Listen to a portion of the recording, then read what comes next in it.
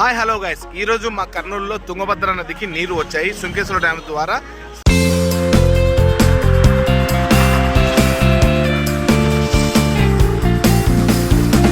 శ్రీశైలం డ్యామ్కు వెళ్ళేటువంటి వాటరు మీకు చూపిస్తాను, వాచ్ అండ్ ఎంజాయ్. ఇప్పుడు మీరు చూస్తున్నటువంటి ఈ వాటర్ అంతా కూడా తుంగభద్ర నది తీరం ఉన్న వాటర్.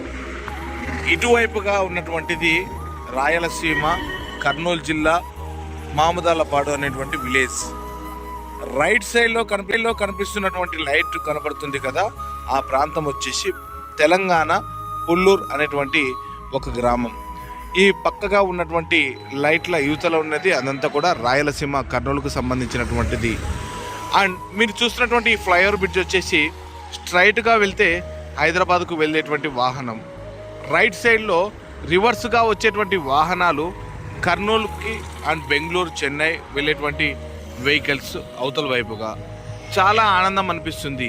కర్నూలులో మొట్టమొదటిసారిగా ఇంత స్పష్టంగా భూమి అనేది కనబడకుండా నీటి మట్టమే మొత్తం కనబడేటువంటి ప్రాంతం ఈరోజే చూస్తున్నాను. చాలా అంటే చాలా ఆనందం అనిపిస్తుంది. ఇది తుంగభద్ర రివర్. ఇంత పుష్కలమైనటువంటి వాతావరణము, ఈ నీరును చూస్తుంటే చాలా ఆనందం అనిపిస్తుంది.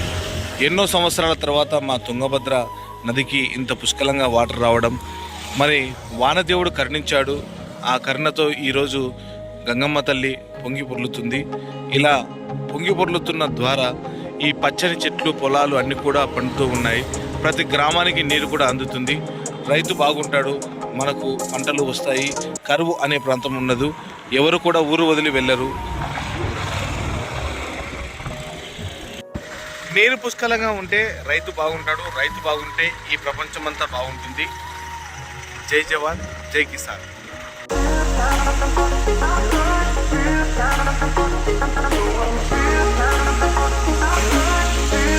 ఎన్నో సంవత్సరాల తర్వాత మా తుంగభద్ర నదికి ఇంత పుష్కలంగా వాటర్ రావడం, మరి వానదేవుడు కరుణించాడు. ఆ కరుణతో ఈరోజు గంగమ్మ తల్లి పొంగి పొర్లుతుంది. ఇలా పొంగి పొర్లుతున్న ద్వారా ఈ పచ్చని చెట్లు పొలాలు అన్నీ కూడా పండుతూ ఉన్నాయి. ప్రతి గ్రామానికి నీరు కూడా అందుతుంది. రైతు బాగుంటాడు, మనకు పంటలు వస్తాయి. కరువు అనే ప్రాంతం ఉండదు. ఎవరు కూడా ఊరు వదిలి వెళ్ళరు.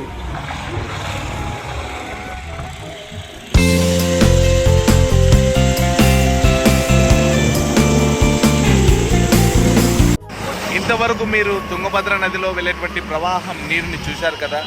గంగమ్మ తల్లి ప్రతి ఊరిలో అలాగనే అందరికీ కూడా ప్రశాంతంగా చల్లగా వాతావరణం నుంచి ప్రతి బోర్లో నీళ్ళు ఇవ్వాలని కోరుకుంటున్నాను. నేను మీ కర్నూలు సింగర్. బాయ్.